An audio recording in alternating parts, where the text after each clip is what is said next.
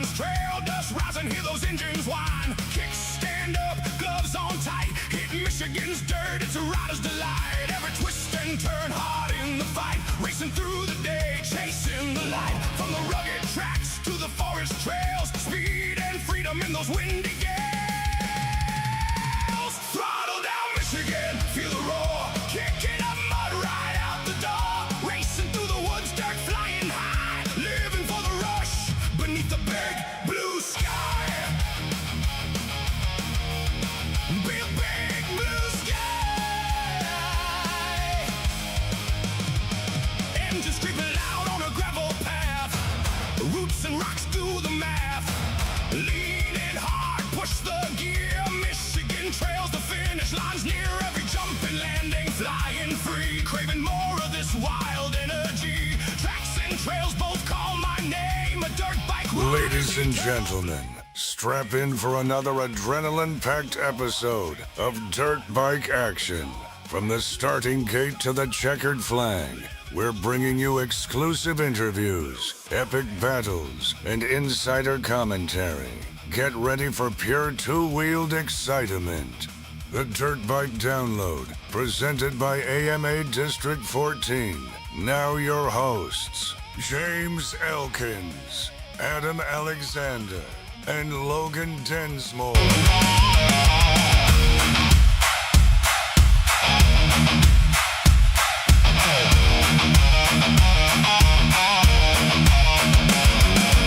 Underneath the open.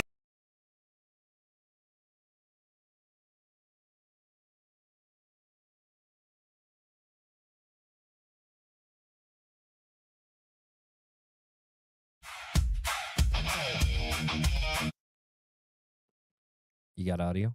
I got audio. Oh, sweet. Look We're at that. live. We're live on the internet. Welcome, everybody, to episode 20 of the Dirt Bike Download. As you notice, it's just me and Logan tonight. Thank you, MotoPops. Code the Dirt Bike Down. I got everything on the link. We're live on YouTube and Facebook this week. Hopefully, that gets us some additional exposure. Big steps. Big step. Baby Big steps. steps. You know, James is not here, so we need to make big steps when he's not here. That's We a got big hole to fill. Is that what you're saying? Big hole. Yeah, big shovel. We need a big shovel, Mhm. like a steam shovel. He couldn't be here tonight. He'll be back next week, but you won't be here next week.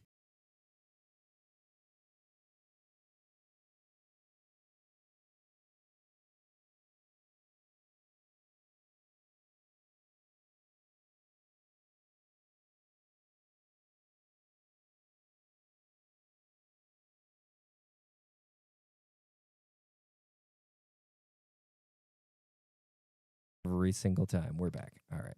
Anyway, 20 episodes already. 20 episodes Wow. already. I got to zoom in on your head. We're a little bit zoomed out now. The cameras have a mind of their own now. That's all right. But, yeah, 20 episodes. We made it 20 weeks on this, not including our, what do we have, a Loretta's break? Or there was a week there we couldn't do it. 4th of July. 4th of July. Redbud. Yeah, all of us were busy. I was preparing for my race for 4th of July. James was doing that. Yep. Tonight on the show, we're calling Henry Wiles, who got 4th. The King of Pioria comes nice. off the couch and gets 4th. His TT, you know, It's pretty good. that's pretty good off the couch. It's really good, actually. Yes. Henry, I talked to him earlier today. And he Because said, usually some big names show up to Peoria. it was some good racing. I watched it all live on Flow TV. So is that the same class that like Ryan Sipes would have raced when he went? I think singles? No, The 450 No, singles? that was 450 singles. This is Super Twins. Oh, he was in Twins. Yeah, Gotcha. Super Twins got 4th. And Henry, not really known to be a Twins rider, but he is known to be a TT rider. Gotcha. Because his only championship was his singles championship. See, that's what I thought. That's why I thought he was a singles rider. He is, but so they changed it so there's 2 different championships. Before you could race either bike on either thing. Right. But now it's Twins and singles are completely different championships. So But Twins is kind of like the heavy class, right? yes, yeah, they're framers and Right. they got, specialized bikes. That's more the focus of the championship. Correct. Yeah. That's the 450. Where like the class, or 450 is like a yes. lights championship. Yes. Mm, Yes. More and, or less. And sometimes you'll get framers in those too, Yeah. but not often. Mm. It's more or less, you see a lot of downpipes, but most of it's the aluminum, just the standard stock frames. But, specialized tracks. Sometimes people will show up with a framer, and but yeah, the twins, Indian pulled out a couple years ago, and they had that ridiculous $50,000 Right. bike that just dominated. And, they had killer contingency. If you could afford the bike, you could get good contingency. But Harley contingency was always good. And then Harley left and came back, and it's a whole. We'll talk to Henry about it and check the status. See, that's one thing I don't know a whole lot about flat track. It's a whole different sport. Yeah. It's a whole different sport, and I've done one or two, and I am always scared. Yeah. Every time. It's the only discipline I've never rode, too. We can find you a bike. Yeah. Well, Henry, he used to have all these XR 100s. See, that's more my speed. And then they'd go to Olmsted's house, and that's Yeah. what you'd practice on, is those XR 100s in the circle, and it was a lot of fun. Yeah. It was a good time. Yeah, that'd be more my speed. I could do that. Put your steel shoe on and Yep. kick it sideways. It was good times. Good times. Otherwise, back I then. just do frozen flat track. Oh, yeah, frozen flat track. Yeah, little different traction situation there. It's complete opposite from what I Yes. understand. Yes. Like on a flat track bike, if you're losing traction, You get more throttle. you let off.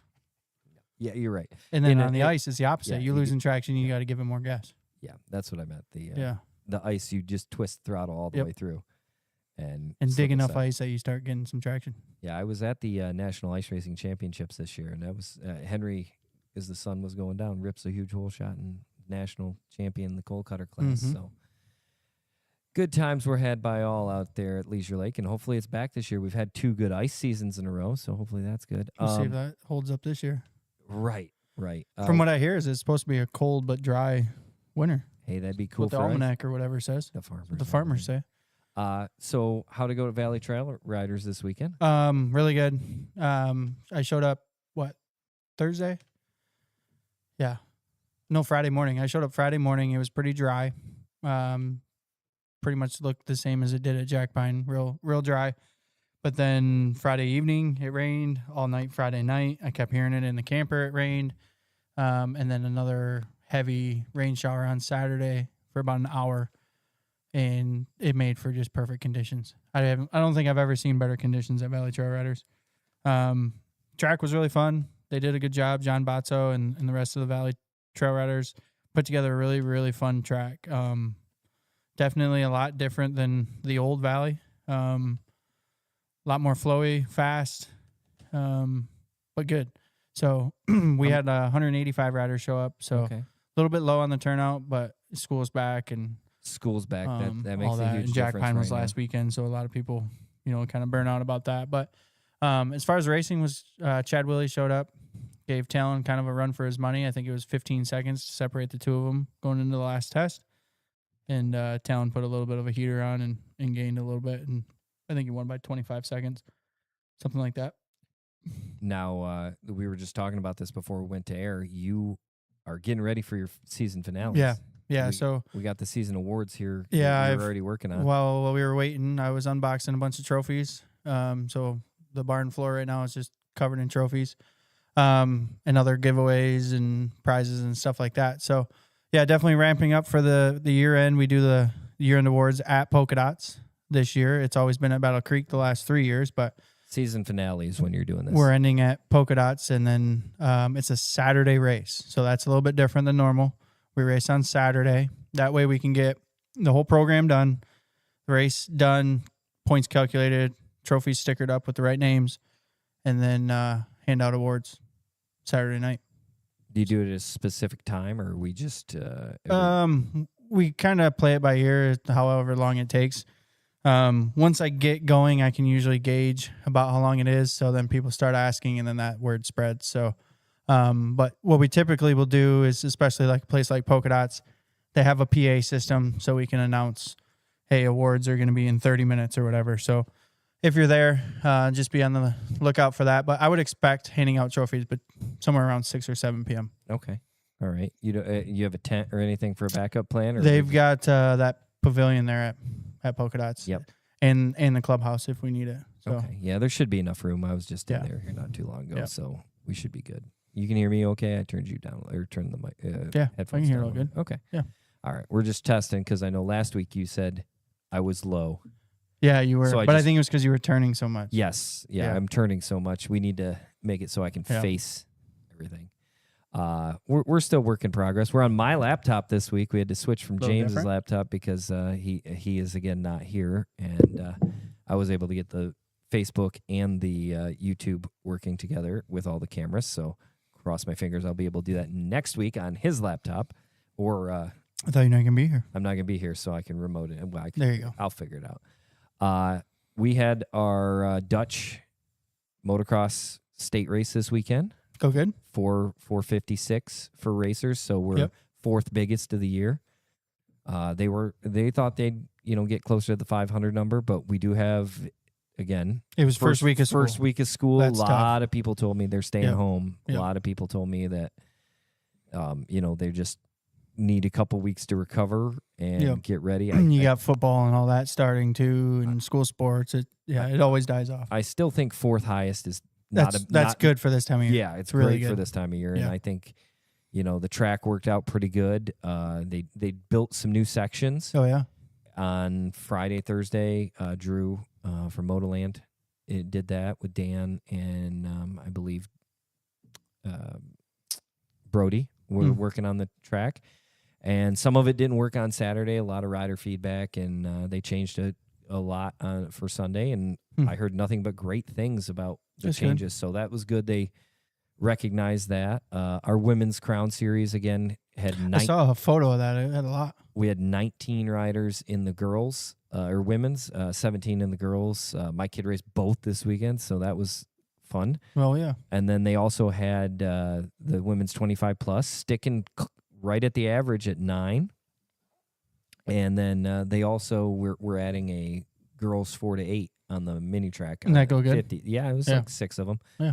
8 at Log Road. I think That's enough to make it justified. it is. It is. And all the parents, everybody loved it. Like you said, you saw the picture. Diffie Smooth had a great picture of everybody. I thought it could not have went better for us. That class has been gangbusters, and I was going to call Lindsay tonight and have her talk to everybody and update us on the season, because we do have some plans for the next race at what the heck, at Redbud, our next state race. We have some good plans going on, but anyway, next weekend, this coming weekend, we'll talk about the end. We got another race coming up. I don't want to delay our guests too long. What else you got to cover this week? Not much else going on. Just sprint enduros and motocross this last weekend, and we got just moto and ATV moto. Yeah, there's no off-road this weekend. So we actually got a little bit of a break because this weekend and Labor Day next weekend. What's next weekend? You just got a couple motos? That's probably it? We just got just Valley for D14 stuff, and then for national stuff we have the Baja Brawl. So oh yeah. surprised you don't want to go to that. No.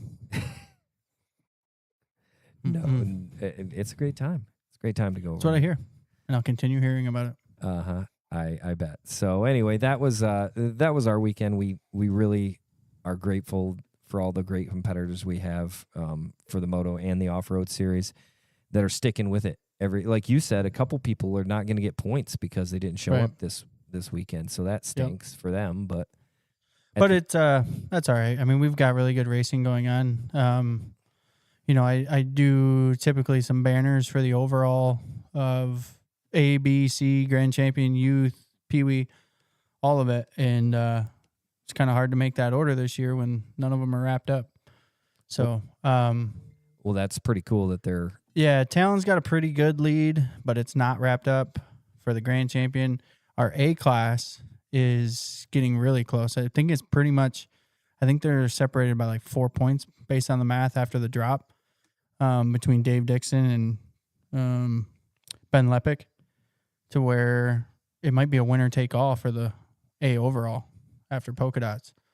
Same with B class. Corbin Wilkinson's got that pretty well wrapped up. That and the youth overall, he's going to end up probably taking 2 banners again this year. He did it last year in C in youth, and this year he's doing it in B in youth. So do you have the banners all printed too? They're getting printed. Yeah. So what if you have is this like a championship jersey thing where you have to print 2 of them? If one of them might end up in Indonesia or Haiti or on wherever. Temu. Yeah. And Yeah. Timo, we get some Yeah. Hunter Lawrence championship hats. We're in the Super Bowl champions. Yes. I think they burn them all now.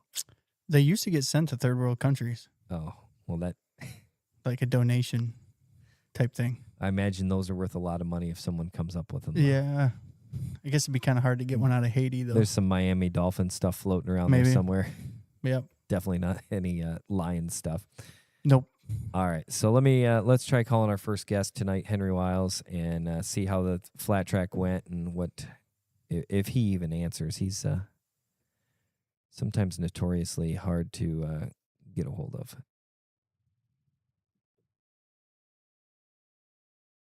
Yep, and of course my Bluetooth is being weird, as per usual. Let's see. A great radio, bros. So we're having Henry on now, and then who are we having later? Corey Parlin? Corey Parlin's Nice. coming on. And we might have to call Corey early if Hammer and Hank don't answer. Oh, there's the FaceTime. Let's see. I'm going to try FaceTime audio. Nope. D9. Yeah. I told him I'd call him on his cell phone, but then I have 2 cell phone numbers in here for Hammer and Hank, so we'll see. He might just see your name and pop up and Oh, no. hit decline. We texted a lot earlier. We'll see. Yeah. At the tone? Nah, let's wait on this. All right, we're connected. Let me call Corey just so. See if Corey answers. He's been a busy guy lately, too. Yeah. Selling Yeah. houses, buying Is land. that what he's doing? Oh, yeah. All right, let's try to call Corey. Just we'll bump him up. We both know Corey pretty well, so. Mm-hmm. Hey, Adam. Hey, Corey, you got the bump, and you're on with us live. Henry didn't answer his cell phone, so you got the bump. You got the bump for first guest. We'll push. You Henry caught me down. off guard. I was Am gonna. I on the I'm are on the live. Dirtbike download. You are on the Dirtbike Oh download. my gosh! Welcome. I've been waiting Please for this don't. phone call for so long. Please don't use that potty mouth. You know, we've been actually. I don't have one. I know. We just like James. You know, we tell all the time, just like, oh, just be good, be good. Be good. Fair enough. Yeah. Awesome. Yeah. Called up to the majors. I couldn't wait to get on here. It's awesome. I don't know. I'm feeling kind of starstruck that we've got you on the phone finally. We were talking about getting kind of you a big deal. Kind of a big deal. We were talking about getting you in the studio a couple times. We've mentioned it, actually. Right on. So Yeah, whenever you want to Cool. stop by and just come on in person, feel free. Just walk in. Just walk There you right in. go. Doors open. now, All right. for people that don't know, Corey, I sent him this article on D14 when he was Hare Scramble winner back in the day from Dutch or whatever. I didn't know you were such a huge off-road guy until talking to Logan. See, I don't see Corey as a moto guy. He's an off-road guy. Yeah. I mean, I know Right he on. does some Yeah, it kinda moto, but depends on- he's an off-road guy. Definitely depends on who you talk to, I guess. Well, Yeah, what it's generation kinda funny. you've talked to? What generation? you're Yeah, in? right. Like I definitely had my times where I was just doing moto, and for sure more. I guess if I was known for anything, it was more known as an off-road guy. But yeah, I think, I did both. And I guess the thing is, back then there wasn't a lot of guys that did both, so that was kind of different. Now I think all the kids are doing both. We coach tons of kids that are really great motocross and off-road, and I mean, I think of some motocross kids that ride some off-road really well too. So I think it's good to do both. Yeah, we got a couple kids who went to Loretta's that are mostly off-road guys, like Lex Bennett. Yeah, Mm-hmm. yeah, I think it kind of Yeah, we sharpens your coach- skills that way. If you're able to ride any discipline, you're just going to become a better all-around rider. So no matter what you go for to, sure. you're going to be better at it. You can really tell who shows up to the races who are Yeah. hardcore moto people, and they sprint during Mhm. certain sections and stuff like that. Yep. For for a sprint enduro or a Hare Scramble. Not during an enduro. A lot of moto guys don't go to real enduro. They do Or you sprint see enduro or Hare some of those Scramble. moto guys that skip the true off-road. Oh sprint yeah, girls. oh yeah. Like Cole Sure. Ugetti, calling Cole out right now. Skipping Valley Trail For riders. sure. So Yeah. one thing we want to talk to you about is the coaching, the USMCA coaching you do. I know you've had 2 Mhm. camps at Battle Creek this year. So Yep. talk a little bit how you got into that, how everything transitioned Yeah, from you to I being a got rider into to a it. coach. I got into it kind of by accident, and I got injured in May of 19, and a fairly extensive injury. Ended up having 6 surgeries and my knee replaced, and kind of have, complications from my drop foot from it. Not a big deal at all. It was really the best thing that ever happened for me. And in the meantime, I started coaching. Actually, I started with my main competitor back then, a guy named Tyler Vore came to me. And it was pretty cool. When I was injured, he came and visited me, like one of the first people to come and see me. So that was kind of cool. And then I started helping him a little bit. And I went to FCA camp to help them. And I just kind of started to realize I really like it. Also, Colin Anderson was one of my first main ones. And he just messaged me on Instagram after FCA and said, "Hey, man, can we keep doing this?" And yeah, I realized that I like it way better than racing myself. Yeah, I love it. In fact, it's kind of one of those things where, and at least for me, when I was racing, if I did what I was supposed to do, at least that's the way I felt about it, and was able to win that weekend, which as you get older gets harder. It gets difficult to race young kids and everything. If I'm being honest, it's like a mild sense of relief that you did what you were supposed to do. And then maybe you feel decent about it for a day or two. And then you're back to the grind. You're like, well, I got to get ready for the next thing, right? And with coaching, man, you feel good all the time because you get to participate in other people's success and help people feel good about themselves. And we have like a huge range of people that are too scared to even get out and do it. So you help them with their anxiety, and you got to be a little harder on if they want to be true warriors. Like I said, we coach Larson, Lex Bennett, and yeah, Lex, I'm going to coach differently than I'm going to coach a kid that's just learning how to ride that's brand new. So yeah, it's cool. I love it. It's super fun. Are you now? What do you primarily do for the newest rider? Say somebody's brand Mhm. new, coming off the Mhm. couch, never really did anything besides backyard riding, and they're on an 85 or even a 125. A youth Yeah. kid. What is your main approach to somebody like that? We have 3 levels of training, and so we would start them in level 1. We really like to have everybody do level 1 once because there's a lot of drills in there that apply to everybody. But we would start them in level 1 if they're comfortable starting in a group. And our groups are usually around 8 riders per coach. And we start out with, basically we start out with just drills. And the first 2.5 hours of that training is drills. We might go on the track just a little to apply the drills. And then the last hour and a half or so is applying it, usually on a grass track. And I try to group them with similar skill levels and things like that. But yeah, brand new. Necessarily maybe easier to coach someone like that versus, taking somebody that's been racing for 20 years and thinks they know everything, Is that That's a great easier, point. or do you see more progress that way? Is it more rewarding? I mean, what's the difference that way? Both are really great. And in general, the latter person generally doesn't come to me if they think they know everything, but we can break bad habits. I mean, I grew up riding on my arches and dragging the rear brake everywhere, and I don't do it anymore. I hardly touch the rear brake. I use it, but hopefully appropriately, and ride on the balls of my feet now. So you definitely can teach an old dog new tricks, but it takes a lot of discipline from the old dog. That's what I would say. And the right attitude. Right attitude is everything for any age, any level. That's really where it's at. I think that For sure. that applies to anything. Like we had Mike Wachowski on a few weeks ago and Tyler Vore last week, that they kind of talked about that, where Mike said he won his first GNCC, but that morning he woke up, ate breakfast, and went, "Today's my day." So Yeah. I mean, do you feel like that's like, you got to have the attitude to, I can do this, or I can get better? Yep. That's the biggest You have thing to.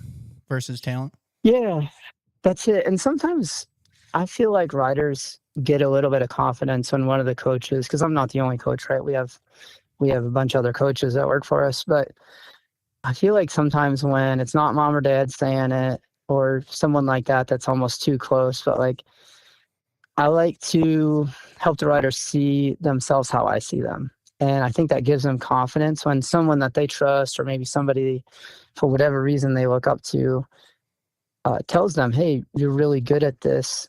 And I have high expectations for you. That's why I'm hard on you sometimes, is because I know how good you could be. And you have, aptitude for it. So sometimes that'll give a rider confidence. But yeah, I think attitude's everything. I think one thing I think about is when I worked for a guy named Scott Summers. I don't know, some of the listeners probably don't know who he is because he's a little bit older dude, but Bad dude. we're a Real bad little dude. we're a little bit older dudes. okay, right. So we're XR older 600 dudes. legend. Yeah. Yeah. So he's in the Hall of Fame and he won a bunch of GNCCs and GNCC championships. And my second race working for Scott, he got second. He's on the podium. And I was his mechanic late in his career. And so we're on the podium. I got my Honda shirt on. I got my Oakleys on. I thought I was the coolest kid in the world, And afterwards, he was not as stoked as I was. And Scott Summers is one of the most humble people that you'll ever meet. So he probably hates that I'm telling this story. But on the way home, I was like, Scott, is there something bothering you? It seems like you're not happy. I'm stoked. This is awesome. We're on the podium. And he said, sponsors pay me to win, Corey. You did a great job. We did okay today, but I get paid to win. And to me, it wasn't arrogant. It was just expectation. He'd done the work.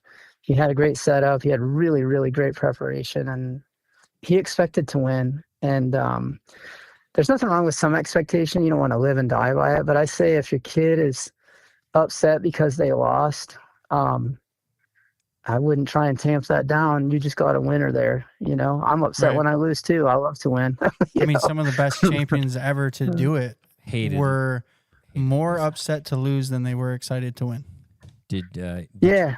hear the Ricky Carmichael stat where he raced I didn't, no. 96 motos in the 450 class or 250 class. Right. He won all but Yeah. 8 of them. And the other He 8 expected to win for sure. and the other 8 he got second. Right. Yeah. That's incredible. 96 motos he raced and his worst finish was second. Right. Really? No DNF, no nothing, no crash. Apparently not. I thought that was Wow. insane. Yeah. In that Because he had 2 perfect seasons. 2 perfect seasons, yes. Yeah. Yeah. So anyway, that's my reply. And I think if you want to go on a whole other tangent is, do you love to win more than you hate to lose? And Right. for me, I really, really, really hate to lose. I hate to lose so much. Yeah, it's more of like a fear of losing that drives you to do crazy preparation. And I wasn't a super talented racer, so I always felt like I had to do the preparation, and that fear of losing drove me to pretty wild ends, So I feel yeah, you there. I don't know. I feel like I need to ride, Yeah. 3 times as much as other people in my same Yeah, thing me to too. even maintain. Right. For sure. What do you think the worst habit is you see with any rider, like Oh, from big to I small, don't that know. even you may do that you wish you could change? Yeah. So, boy, there's a bunch of different stuff that I see right now, and there's different things that coaches are big on. And that's the nice thing about us having, 4 different coaches besides me, 5 coaches total. Like, each coach is going to have different things that are important to them. For me personally, footwork is a big deal because I came from a place with not great footwork, and I've really worked hard on it. And I feel like it's made a big difference in my riding as an older rider, and really any rider. I feel like footwork is a big deal. And I think the most common thing I see now with young riders, especially motocross riders, if I'm being honest, is not using both brakes well. Some are using just front, some are using just rear, but tons of them come to me not using both brakes. Next would be people that overuse the clutch. And then sometimes you get people that never touch the clutch. So we see just such a big thing. And, one of our coaches, Carter DeLong, his big thing is not overusing the clutch.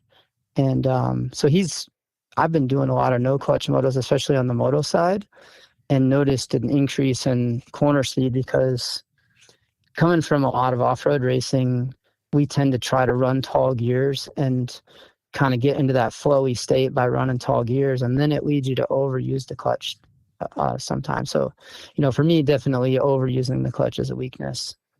Yeah, I don't know. What do you guys think? What do you see out there? I mean, I would agree with that. That's my weakness to a T, really, is over clutch, high gear, clutching way too much. But, I ride the big bore bikes and do that. But then braking also, like you said, not using the brakes equally, because then that's going to have your bike settle incorrectly coming into a rut or a corner. If you're too hard on the front, your front's going to dive, and then you're knifing into the corner. Or if you're too hard on the rear brake, then it's not going to settle in the front.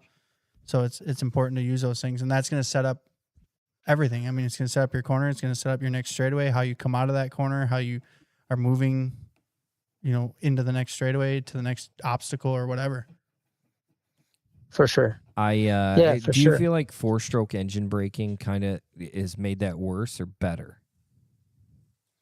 Different, just different. Yeah, it's different, right? Because when you incorporate 4-stroke engine braking, and now we're really in this phase of mid-corner roll because of these young racers that have evolved the way that we ride dirt bikes, hopefully. And so you have to time that engine braking to get the right roll speed through the middle of the corner. And it's not always this way, right? Like sometimes when you're in the sand, it is the old way of you're either on the brakes or on the gas. When you're in deep sand, sometimes it's not even brakes, it's more just letting off and getting back in it. But for the most part, it's a lot of mid-corner roll. And I always say mid-corner roll for anybody that's driving, the easiest way I can describe it is when you're on a clover leaf on the highway and you're off the brakes, but you definitely can't get on the gas yet because you're in this tight corner, but you're just coasting and you're just letting the car roll as fast as it can. If you're an aggressive driver like I am. And that's mid-corner roll, a sensation, right? That's the sensation of it. So I think with the 4-stroke, it's timing the roll.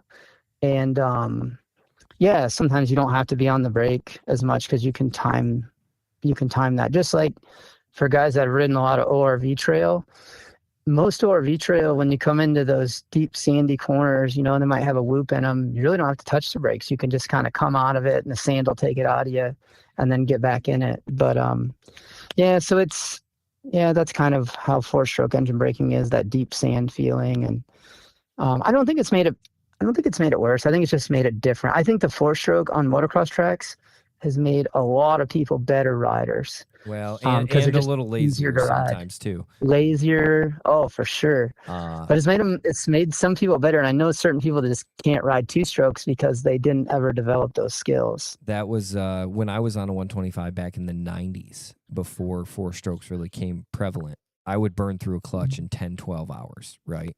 Sure. Yeah. And I just never developed a good habit with clutching, and I was always, even my 258 2-strokes, I was really terrible on it.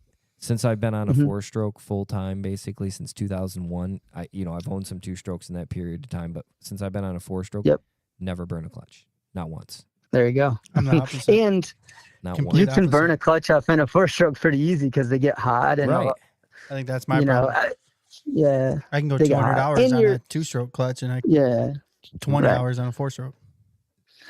Well, for what you're doing, Logan, you're trying to reel in that light switch effect. The 4-stroke is just it's either on or it's off, and very difficult to modulate at low throttle openings. Whereas like a 300 2-stroke is so easy to modulate that first quarter of throttle. So you're just burning up the clutch trying to reel it in. I rode some decent single track like a month ago at my brother's on my 450 Beta.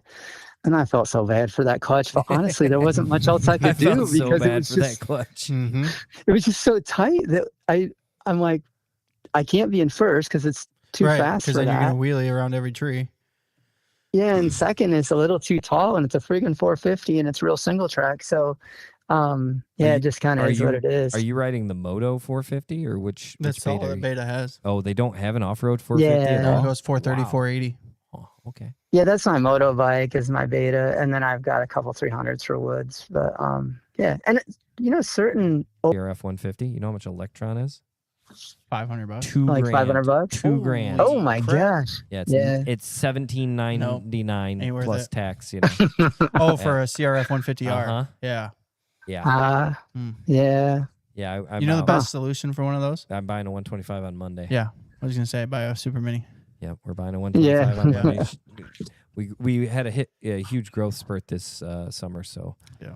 definitely Nice. got to upgrade. And you know, Yeah. I still need some help, Corey. I need some basic skills because, as you know, kids don't listen to their parents as well or anything like that. But we'll work on that. Me and you need to touch base before the end of the year so I can get that taken for sure. care of. Yeah, we'll have a bunch more stuff. How do we find more about you and all that you do? Yeah, so we are on social media, obviously, under Great Lakes Moto Coach. And then our website is glmctrainer.com. And I haven't posted the fall schedule. I've been moving and working on building a house. It's been crazy busy. I had a lot of excuses, apparently. Yep. But we'll have the schedule out soon. We'll be at Ziegler this fall, of course, at Battle Creek Motorcycle Club. That's our home track. And then we'll be at various off-road locations through the fall, the normal stuff. We'll go up north a couple times again. And some of the best riding in Michigan in fall. Yeah. By far. And we're going to do an all fall, or we're going to do an all female training out at Bucks. Oh, when is that? So I got to look that up. I want to say we're doing that in late September. Okay. Well, I haven't advertised it yet. You just let me know. That's, I'll drop her off. Yeah. It'll be Lindsay Sheltma and who's the other super fast girl will be there too. Allison starts with a C. Oh my gosh, I'm terrible. I know her really well. I know her family, and she comes to camp. But okay. I'm struggling. But the all female thing will be really cool. And Bucks is awesome. So it is. Bucks is a great place. If no one's ever ridden out there, you don't get to ride there too much anymore. There's a hummingbird just flew in my barn. Cool. Bucks doesn't have the bash this last year, so I was. They didn't? No, they didn't have the bash last year, and I was really disappointed. Why? He had surgery. Oh, yeah. So Buck had surgery late summer, and he's getting a little bit older too. So like keeping the track perfect, which is the only way he'll do it. Right. Takes a lot of work. Like a golf course. And it's gotta look perfect. So if you guys don't know what we're talking about, there's a private track in I think it's Kalamazoo, right? Kalamazoo area. Yeah, Kalamazoo area. Dobles or something. And it's not too far off the freeway. Yeah. I've ridden there several times. It's a great time out there. We call it the golf course because it is perfectly maintained, and if you go on the grass, you're out of there. It's not that bad. Yeah, but he does not like it. Buck does not like it when you touch his perfectly manicured grass. But I'll tell you what, though, we have done. We used to do every Thursday night. We did mini training out there for a while, and I've done tons of stuff with Buck. We just did a veterans event that Buck volunteered to do, and he is one of the biggest supporters of motocross and off-road because we've trained in his woods there too. That there is. He's just all in to help people. He's an awesome dude. There's a lot of generation of riders who came out of that area that he has personally helped and let ride the track every day. I know Tom Dorschler down there rode there quite a bit, and his family and his nephew is riding there quite a bit now. But it's just he's a great guy, and I wish that track would be open for the public to ride. We have a couple tracks like that are private places that you've probably got to ride at, private trails and everything that are not. Yeah, I think open. There's so many, right? And that's a difficult thing with having it open to the public, obviously with liability and everything. And I don't know, what do you guys see with tracks and just having places to ride? I mean, there is so many private tracks. You're right, but it's a tricky thing. I'm buying some property right now, and that's a hard thing to want to open it up to everybody. It's difficult to. One of the biggest questions I get asked on a weekly basis from new riders in general is, hey, where can we go practice? Right. And wherever they are, it seems, is not near anywhere that is ever open. Mm-hmm. And in moto side, there's very few on the east side or the southeast side or even the central. Lansing, Coldwater, East Michigan, there is nothing that's open on a regular basis for people to ride anymore. Back when I Right. was young, we'd go to Morelands. You know, they were open every day. That was real close to my house, though, and just that general area, the places that ORV parks, the one in Lansing, they're just not open enough for people to have a place to ride. And I know the off road scene is not big into electric stuff. You guys don't have hardly any electrics, right? Very Yeah, few. I yeah. mean, we offer a class, but like Sunday we had one ride. Yeah. It's an exhibition Right, class, right. though, right? Yeah.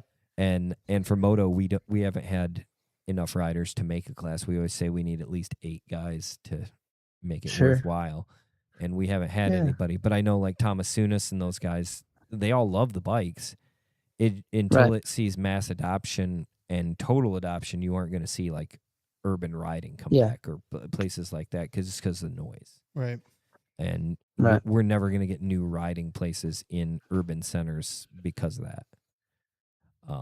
But Yeah, it's again, tough. you know, I'd love to be able to say, hey, you know, you guys can ride here on a Monday, Tuesday. Here you can ride on a Wednesday, Thursday. Right. Like where I grew up, we could go in the trails. We had a little backyard track. All my neighbors had places to ride. And that's the one thing I see affecting the general sport of dirt bike riding is just access to places to ride. Well, it's tough for those guys that do have the track because it's a lot of work. Mm-hmm. Are you going to make enough money to cover the insurance? You know, the equipment, or to if you run go with no insurance, the dozer and all of that stuff. Like Yeah. I mean, you got to have big days, 100 riders a day to break even a lot of times.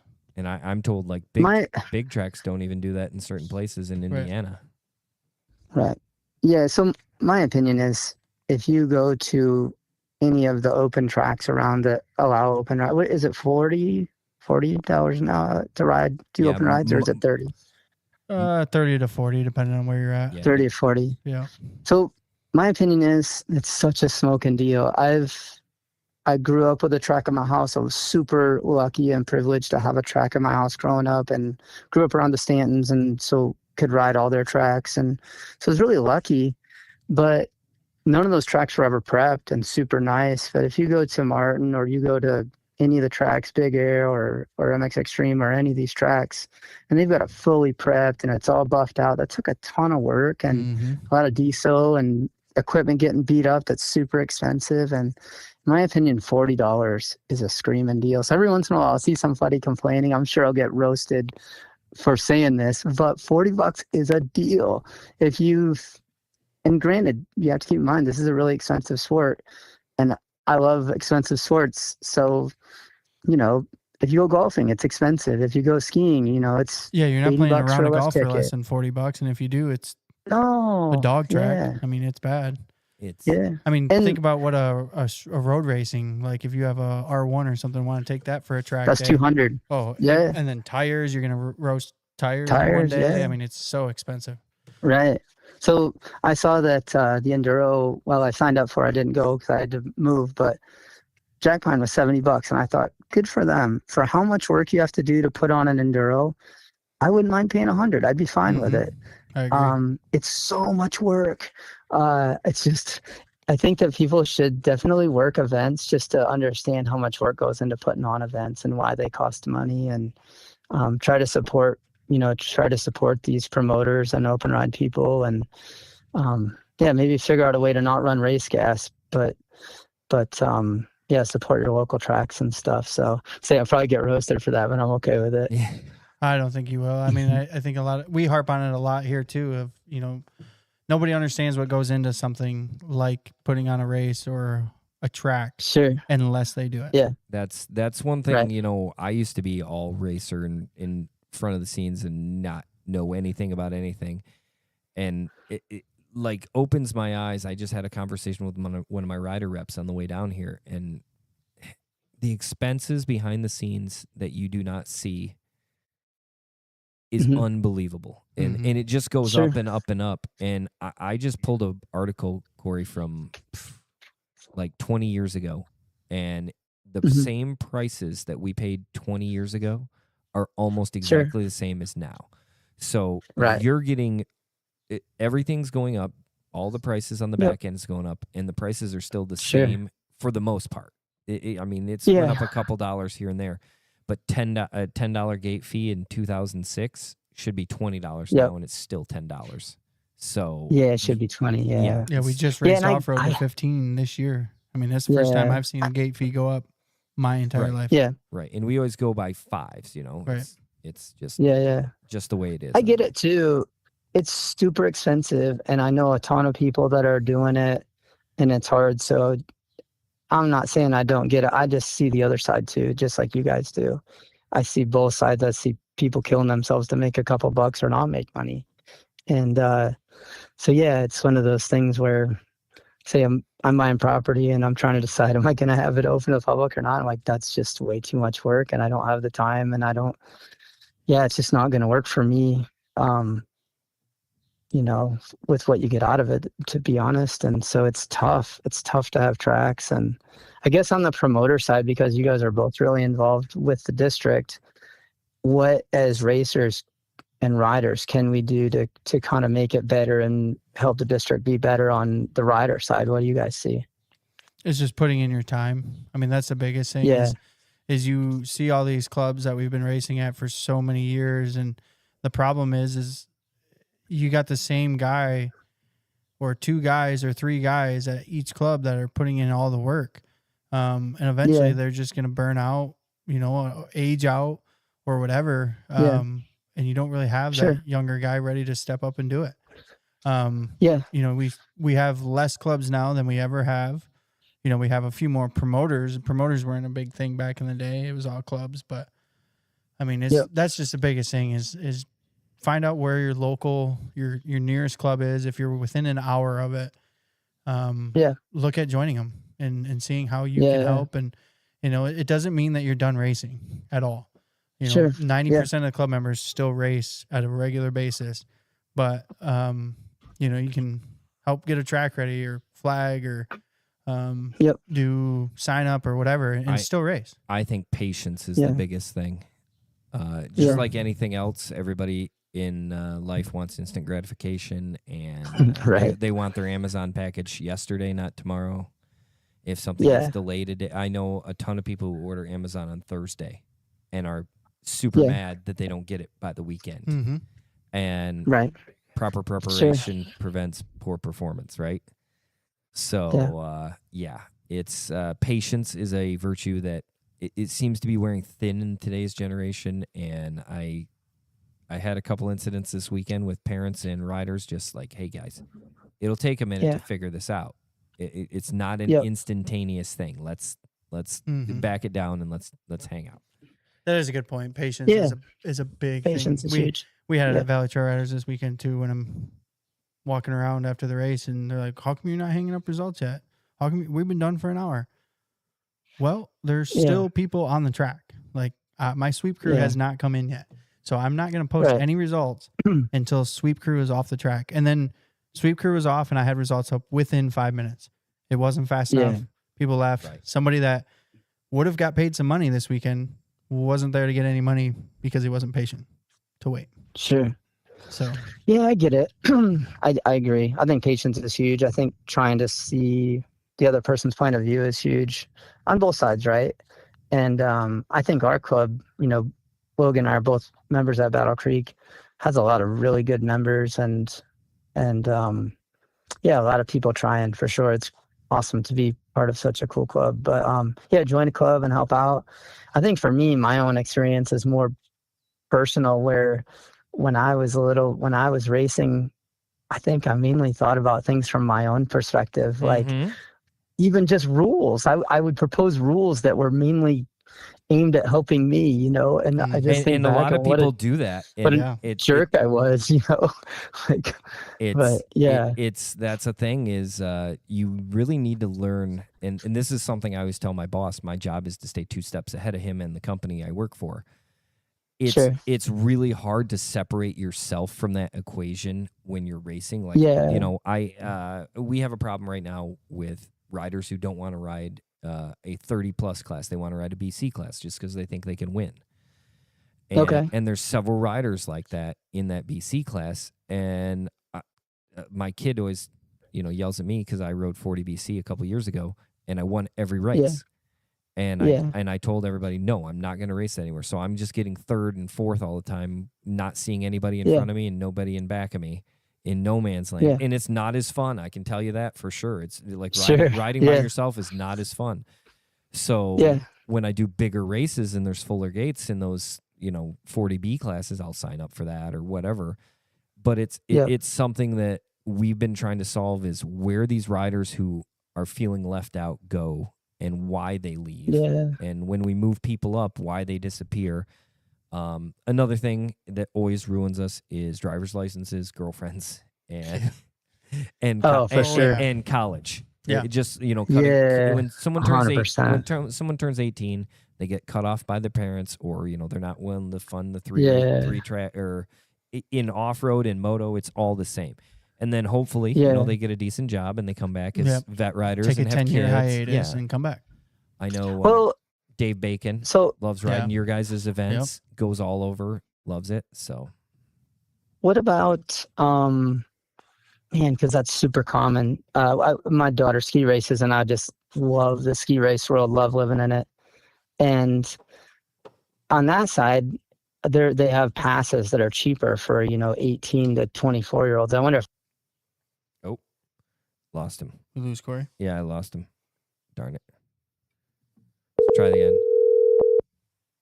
Oh, sorry, Adam. No, that was me. I was I accidentally hit FaceTime and I was trying to end it, and I ended the whole over there. But I got Henry chomping at the bit to come on, so I want to get him while I can. No. He was supposed to be first, and then he missed his call, so you got bumped to the top. That puts Corey in all priority. right, snooze you lose, Henry. Yeah, exactly. I don't think he actually listened, so we'll go from there. So, all right. Well, thank you guys. I want you to come in studio one of these times for sure and sit on. Yeah, I mean, this show. one we wanted to talk about your class and whatnot, and kind of promote that for you, but. You've got stories. Appreciate that. I mean, you've got some stories. I've heard some of them. Some of them we can't put on air. Some of them we can. I want to hear some of these travel stories like Fredette got. Yeah. You've been around the block with Scott Summers and Shane Watts and just the many years that you've rode. We definitely want to hear some of the PG stories that we can the share. PG stories. Yeah. Well, you're not a potty mouth, so you're good. I'm not a potty mouth. Doesn't mean that. But they're dirty stories. Yeah. They don't have to have curse words, but Corey get after your dark. imagination going. Corey after dark. Yeah. All right, There Corey. you go, So let me know on all those classes so we can post them. Make sure everybody checks you out on Great Lakes Moto Coach.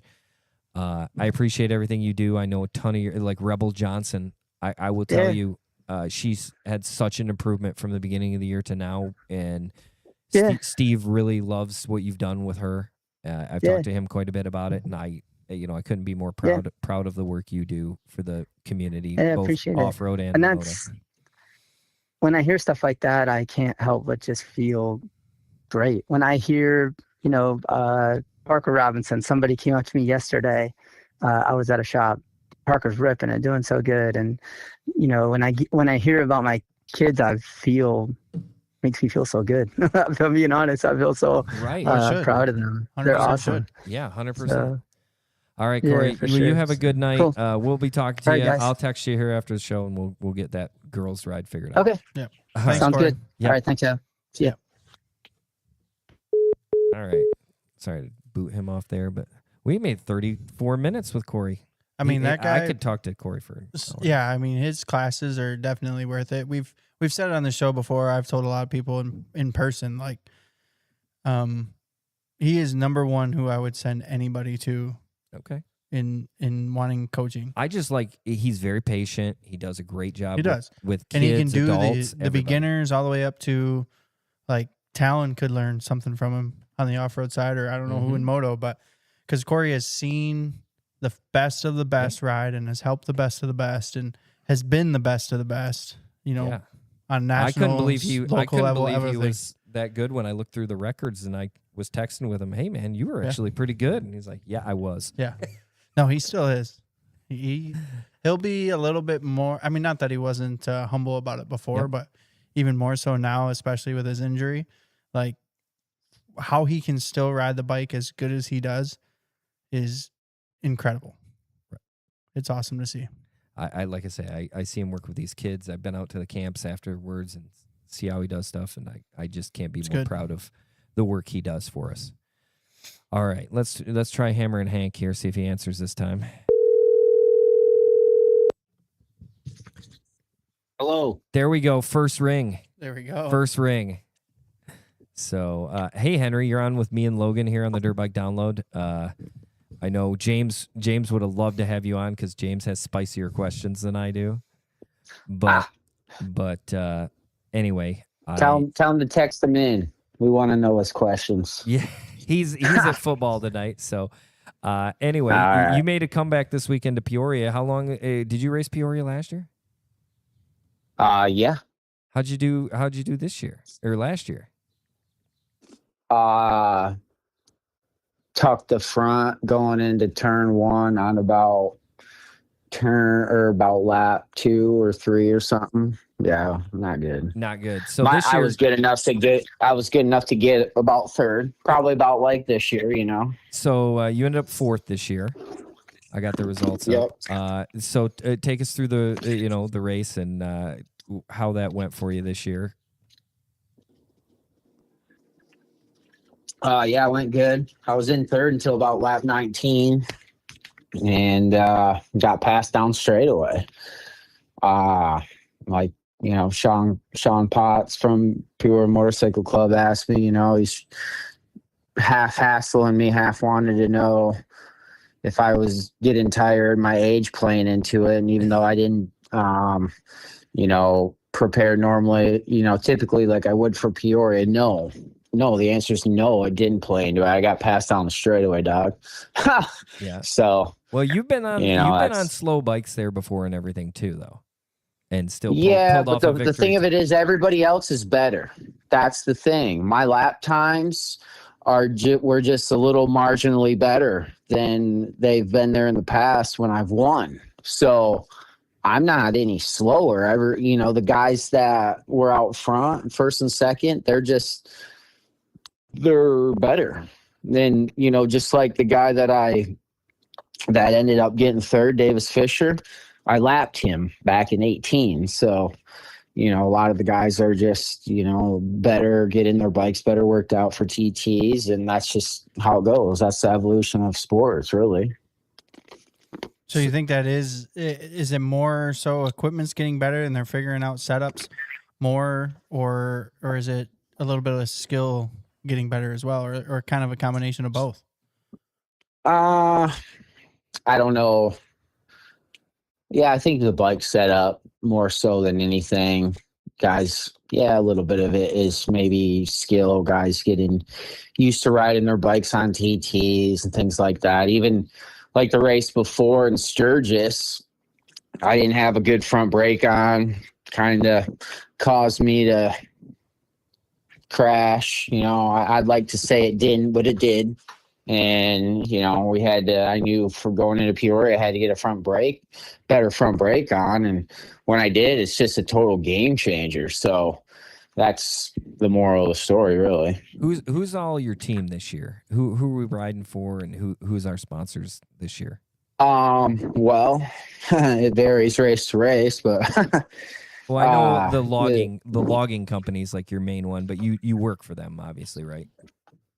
No. Okay. No, I work for me. Okay. Yeah. So, but yeah, rode Daytona and Georgia, the Sonoy race, like the first 3 rounds on a Kawasaki twin.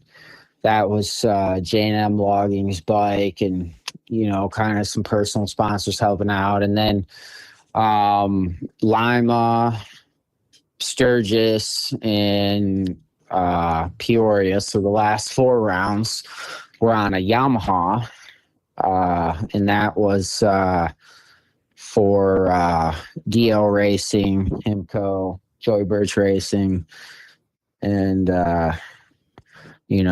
surrounding sponsors, my sponsors and whatnot. So just kind of helping out to get to the race, all the things. But yeah, so I haven't been on the same bike for 2 weeks all year. But that's a good thing in a way because trying to make it better. So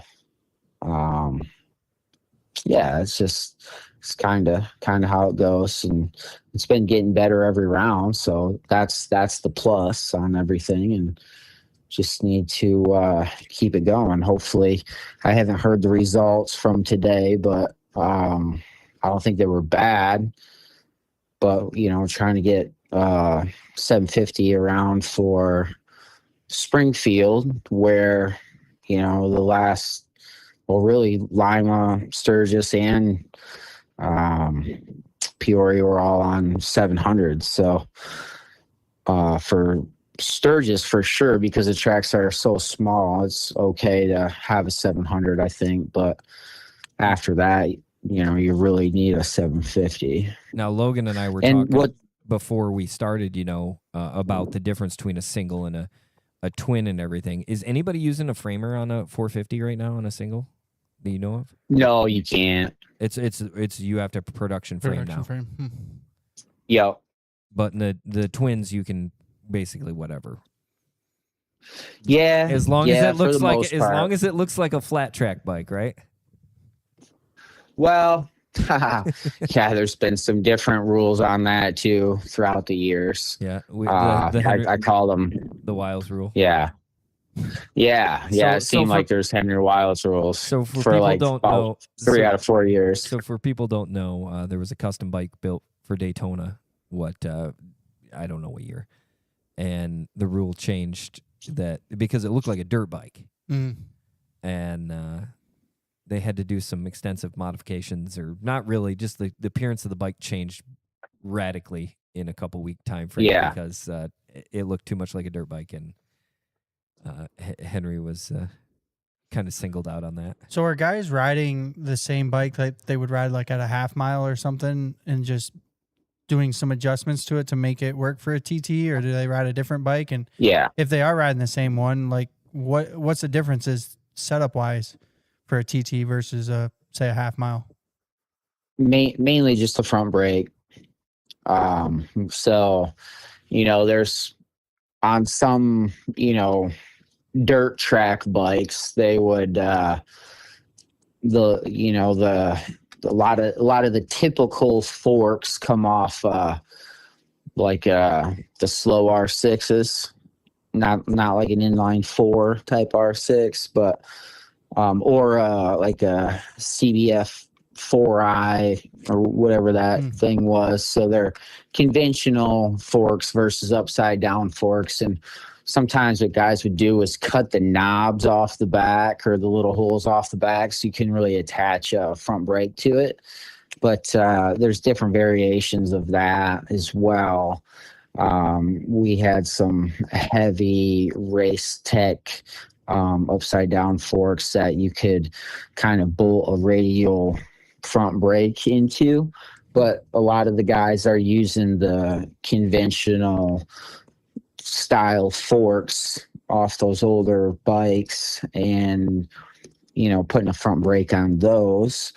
But yeah, that's mainly the only difference that most guys use. But like Adam had said, we had a very specific bike built. Even to this day, there's people that think that was a aluminum frame 450 style chassis that, because it looked so much like it. And when we first made it, it had 450 plastic on it and all these different things because, like NASCAR, who owns American Flat Track, Daytona Motorsports Group, we thought we'd really make it look like a Kawasaki.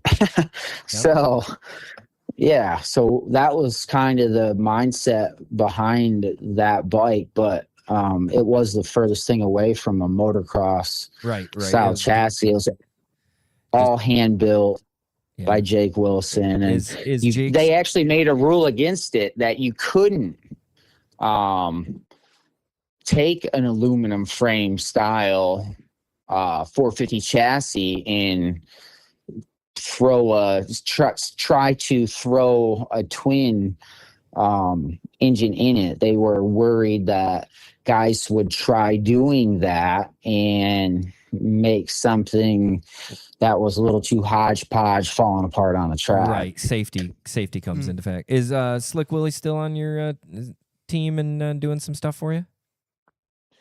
Yeah, I had the option to ride his bike, and it was definitely something to think about for me. For Pioria, you're saying? But yeah, he's still been working on that bike, making it better, and it's a deal where I probably will still just try it out just to see what it's like and what he's done, and see some of the changes that have been made to it. So whose bike were you on this weekend when you were riding? The DL Racing Yamaha 700 Yamaha or 750, whatever it is. Yeah, it was a 700, and that's kind of why I alluded to the fact that I was maybe a little down on horsepower. Yeah. And it was kind of interesting to me, though, even racing against the 750s, and it's so hard to picture how long that straightaway is at Peoria. It is just like a forever long straightaway. And while it's not all about horsepower, it does make if you're a guy good enough to use it, if you're a guy good enough to use it, it's going to make a difference. And so what do you see? Cody Kopp, who was right behind me, he wasn't able to get by. I saw him; he was good enough to pull up beside me. I didn't realize it was him at the time, but I saw there was somebody right there. So, and I was right on, when the guy that was Davis Fisher, when he had gotten by me, he didn't go anywhere. I stayed right on him, and it was just one of those deals where there's a forever long straightaway. You hook a left, you hit a jump that kind of turns in the middle of the air, and then you go down a hill and take a real fast sweeper left-hander back into this left. So that's typically been my bread and butter, is going through that jump sweeper right-hander and all that part. And still I can make up time there if I need to. And it's tricky because if you launch those twins, being a 320 pound plus motorcycle, it can actually mess you up if you don't if you hit the jump. Yeah, well, and if you hit the jump too hard and you don't have the right angle on everything, it's just, it can kind of mess you up for the right-hander. And if you mess up going through the right-hander, it can mess you up for that left-hander. And if you mess up for the left-hander, then that can affect your exit speed going down that big, long straightaway. So it's kind of a whole thing. So let's bring it back to the district level real quick, because, this is district podcast. Your kid's racing, right? Still? Yeah, a little bit here and there. He's a ball and stick type guy, without getting to the politics of family stuff. That's so I can only do so much there. Just cheer him on. Right. My question is like, at the end of the day, what do you see D14 flat track positives and negatives over your time since you've been a little kid racing? What do you like to see improved, or what do you think they're doing right here for the kids and for the future? They keep having races. Yep. So I think that's awesome. And you got Nick Myers, Highline Promotions. Actually, I don't know if it was really much of a district race, but he's kind of put on a big race this past summer, as in Midland, and I think that is awesome. You're pulling guys from Canada and and out of state, right into Midland, Michigan, where there's been, forever since I was a little kid, district races. So, that is the awesome part about it, is sometimes when you look at dirt track as a whole, it doesn't seem like that big of a sport, but on a district level, I, I mean, I hate to say it, but if you're a dirt tracker, you're probably in a better spot, really, as far as making money as you would be a moto guy. You're going to make more money as a dirt tracker on a district level than a motocross guy. And most people would never think that, just because of the size of The actual, dirt track as a whole. Yep. Yeah. So, but, like the top of the sport at a local level, they're still battling, like Jake's and those guys. I know you've had some battles with those guys, and Pangborns, and can't think of our national champion, amateur champion there, B. I can't think of his name right now. You know who I'm talking Well, about. the Michigan kid goes well. Yeah. He's not from Michigan, but he's comes and races in Michigan because there's good races. Yep. Odin Music, Hall's Butt. He's really good. I just can't think of who I'm trying to think of here. The vet rider who rides a 1N. Yeah, like the Adam Belladega. Beldiga, yeah.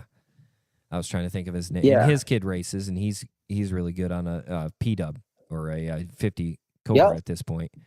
So the one thing I wish with flat track is it's the same thing I talked about everybody. For off-road events or for motocross, we can go buy a dirt bike right off the showroom floor and show up tomorrow and race it. Mm-hmm.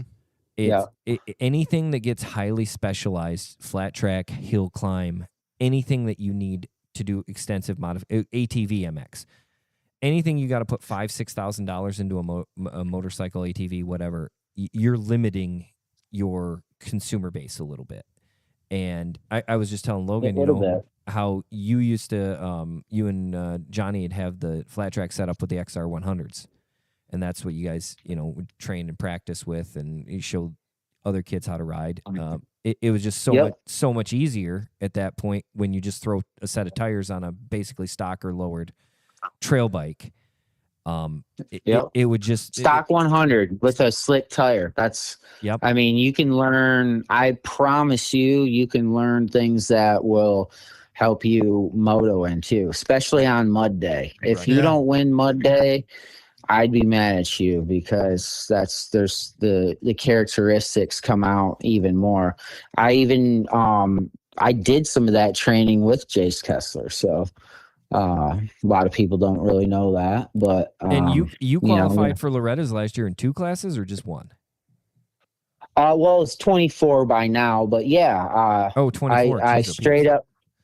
Yeah, I straight up qualified for the 40, and I put in for an alternate in the 30 and got in, so that was cool.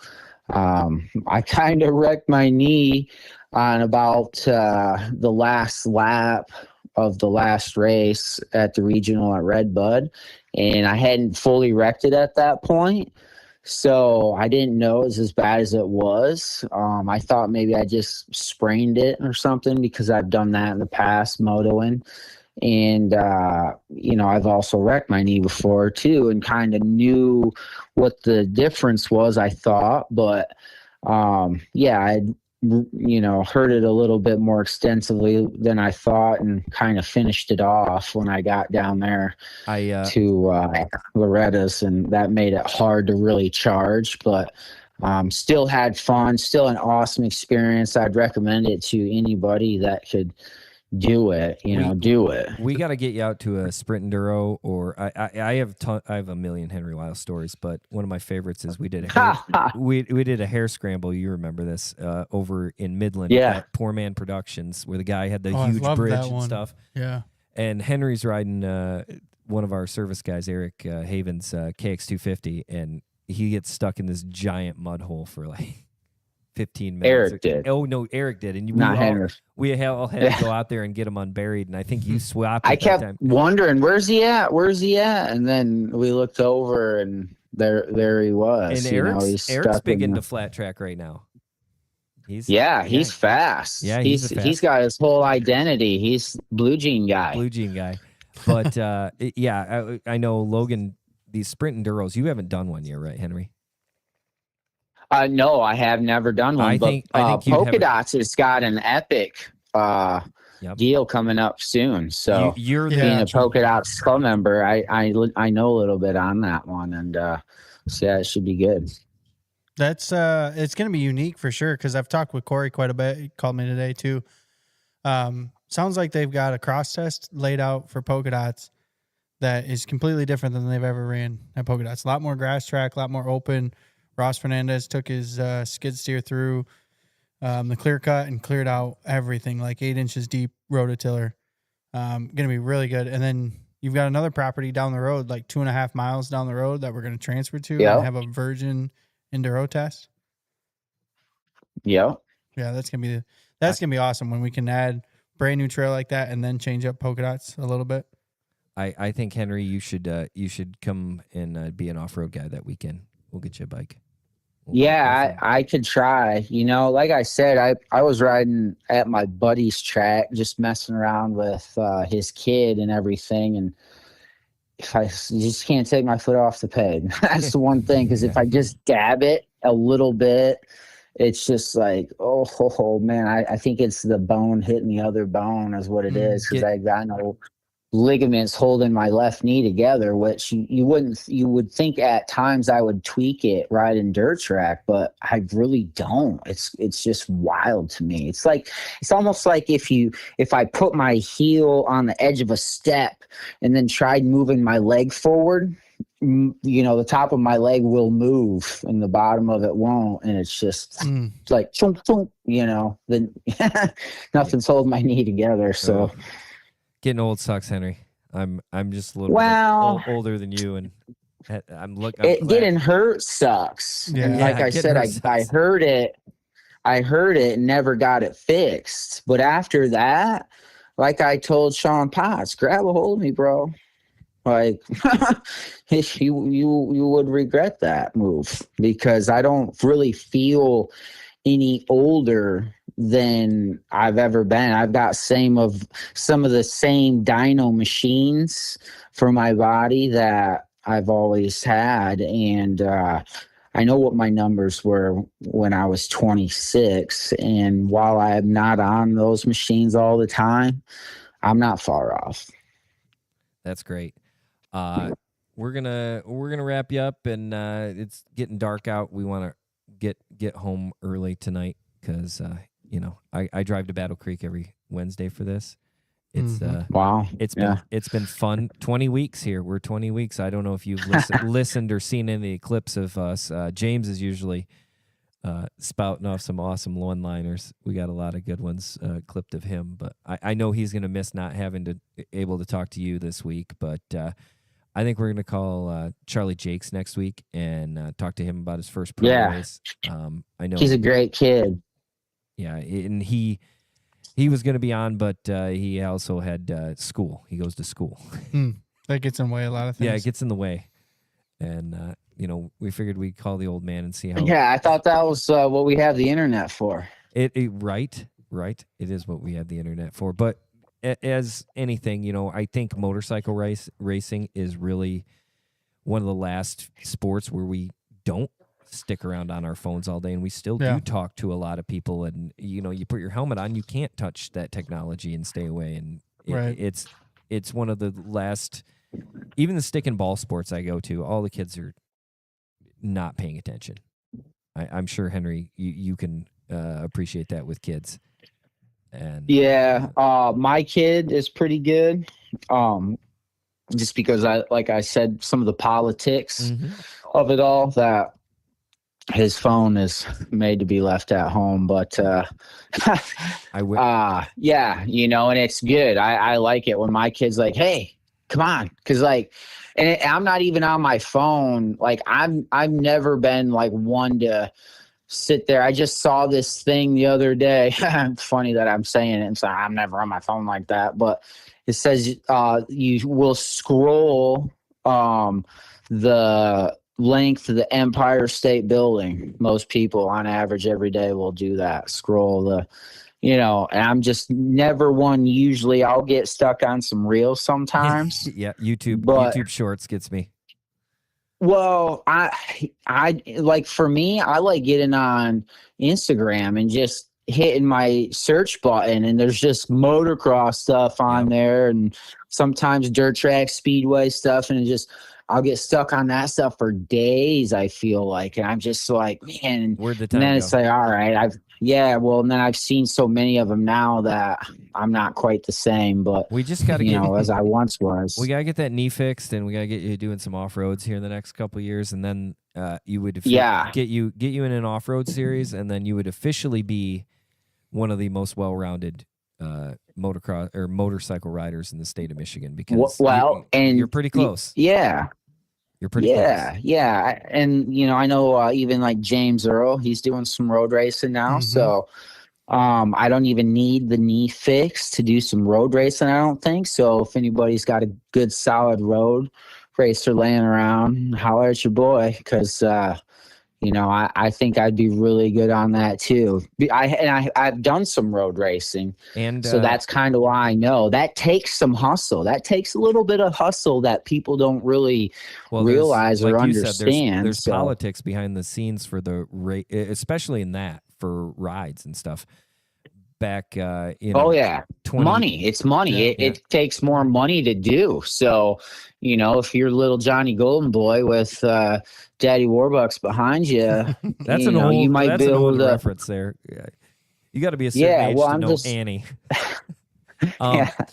So you might be able to get some places though if you got some money behind you. Versus motocross takes a little bit more talent, but even in any motorsports, really, you got to have a little money behind you to kind of get to the next level. Dirt track might be one of the least ones in a way, because Supermoto used to be kind so of like hard.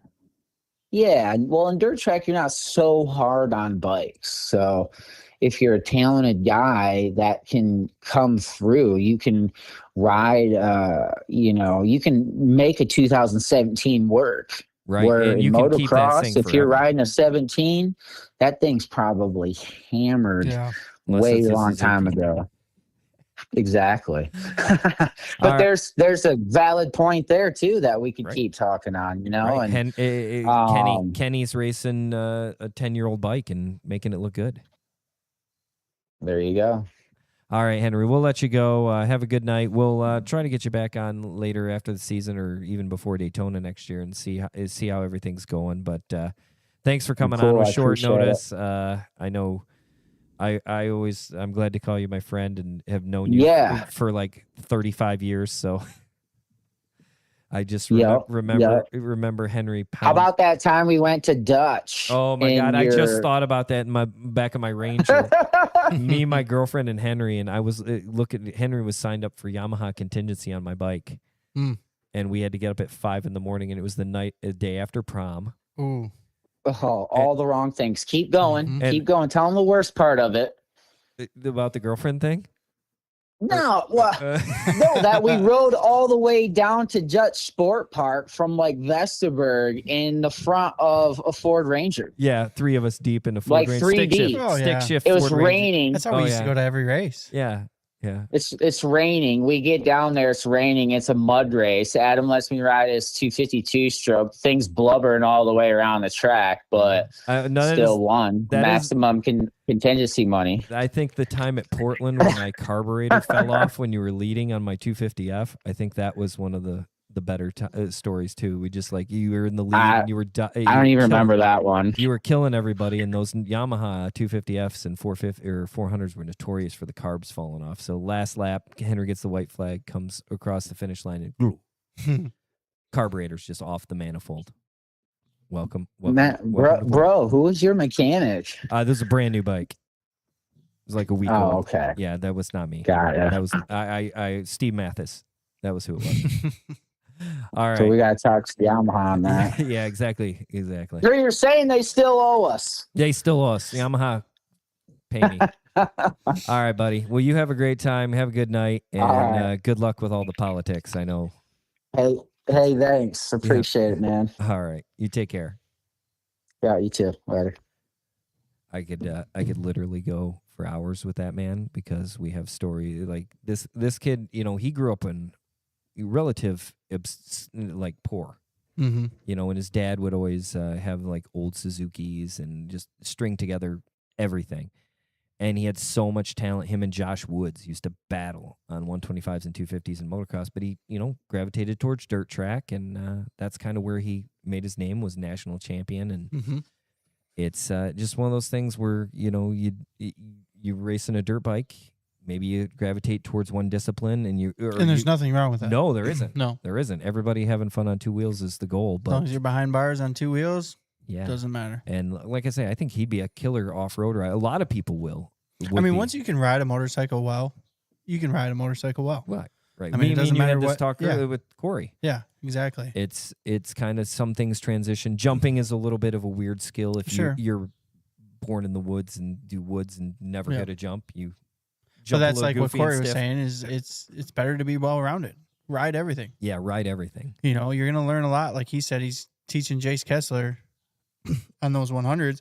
You're learning throttle control. You're learning bike. You're learning how a bike can be loose but in control and Yes. be faster because of it. And I think corner speed on a flat track, Yep. dirt track, Yep. it's unbelievable You know, how weighting your foot pegs and, right. and Those all of that stuff. those guys, you get them on a moto or an off-road course, and you're just like, holy crap, you guys are amazing in the corners. Yep. Nicole Cheza used to be an amazing flat track rider, and she'd show up to Baja or a moto track and just railing and going Right. great, and then she'd come up to a jump and be a little more timid, or not Sure.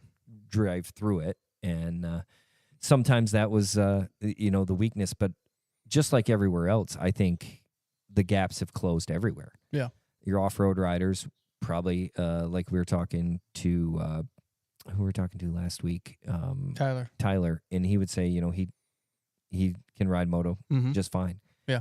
And same thing with Talon. He Yep. lines up here and there and rides just fine. Yep. It's just There's a lot of guys like when that. you're a fast guy, you're Yep. a fast guy usually. Yep. That's why AMA is A is A, B is B, Mm-hmm. C is C. Unless you switch discipline, then you can move one, Yeah, then you can move one. I'm a C rider. but only one. I'm a C rider. Thank you. Bless me. All right. Well, what do we got coming up this weekend? This weekend is Cadillac Motorcycle Club MX. They have 2 race weekends left. This is the second race weekend of the year. Their first race weekend was their state race. And then in Ogemaw, our ATV MX brethren are partnering with MOXC, and they're going to have a race this weekend, both days. Cadillac's just a regular Mafia race. And then the following weekend, Labor Day weekend, you're going to have another weekend off. So Right, you yeah, have 2 nothing weeks off off-road. for off-road.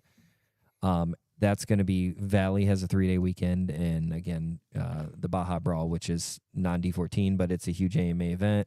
It's a featured Dirty 100 event, Yep. so one of the majors. What else you guys got? What's your next off-road event? Polka Probably Dots? the Sprinter at Polka Dots on Okay. September 12th. Yeah. Okay. I know Hair Scrambles are at Portland in October.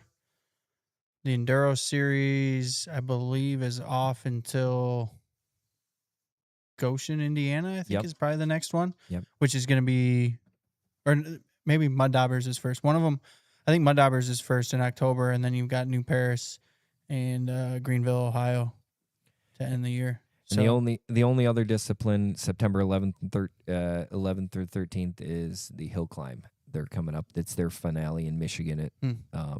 It's their state championship race over at Muskegon Motorcycle Club.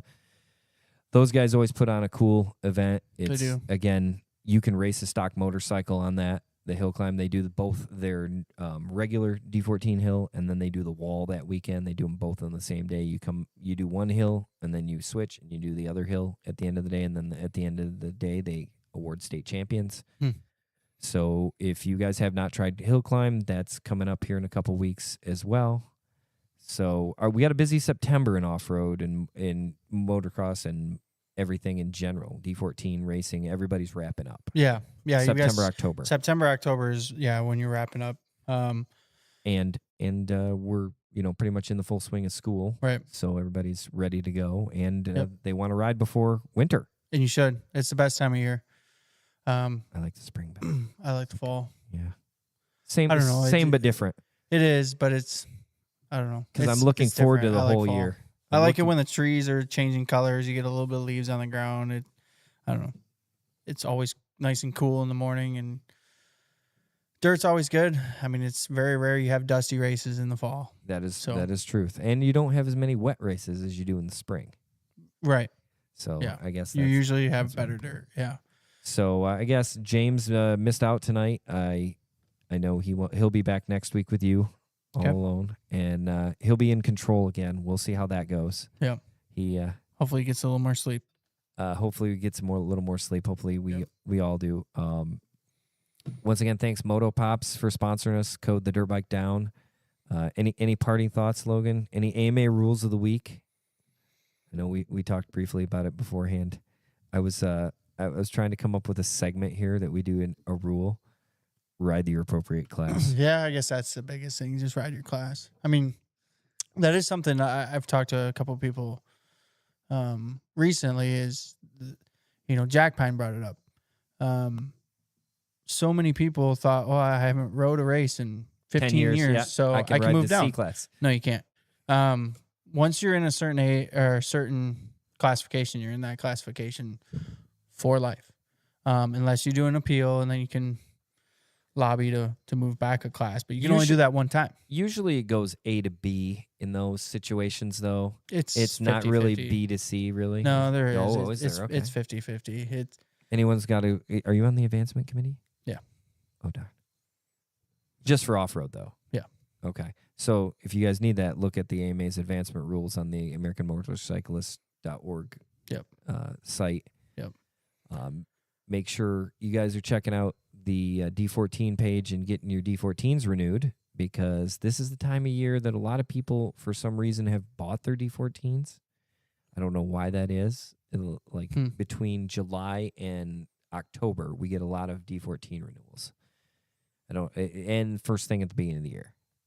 I know. Yeah, the beginning of the year makes sense. Yeah, that's a little interesting. Well, it used to be, it expired on the December 31st, and you had Right. to renew it every year. And Right. now it's calendar year like Right. the AMA, so a little bit different. Yeah. I could see where one was, easier for the membership at least to figure it Yeah, out. but if you're paying, I mean, you might as well get the full Right. You get the- 365 days out of it, Yeah, you're going to get 365 days. because you don't know when that first rider is going to show up to their first race. This weekend, I had to help 4 different people with their first race at Dutch. Came Yep. for a state championship, first time ever. What class do I ride? Perfect. And I'm glad I was there, because I feel like sometimes I should wear a bright yellow shirt that says, if it's your first time, talk to me, because sign up girls, I love them to death, but they don't always know. That's the thing. They don't always know.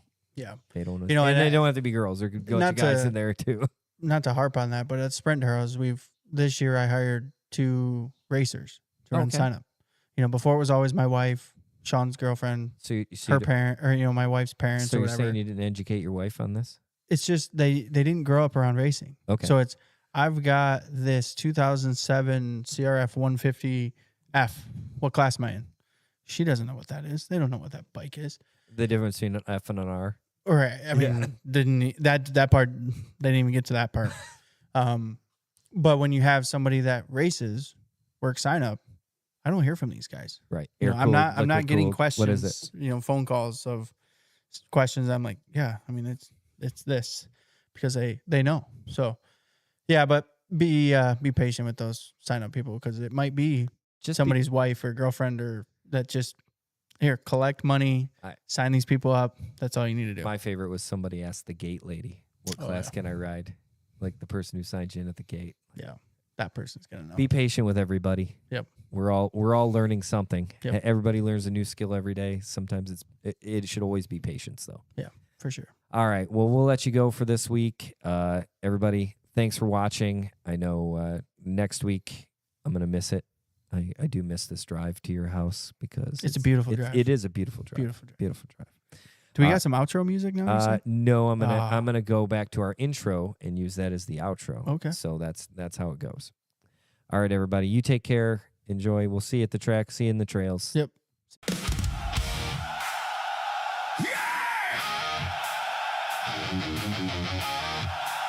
Yeah!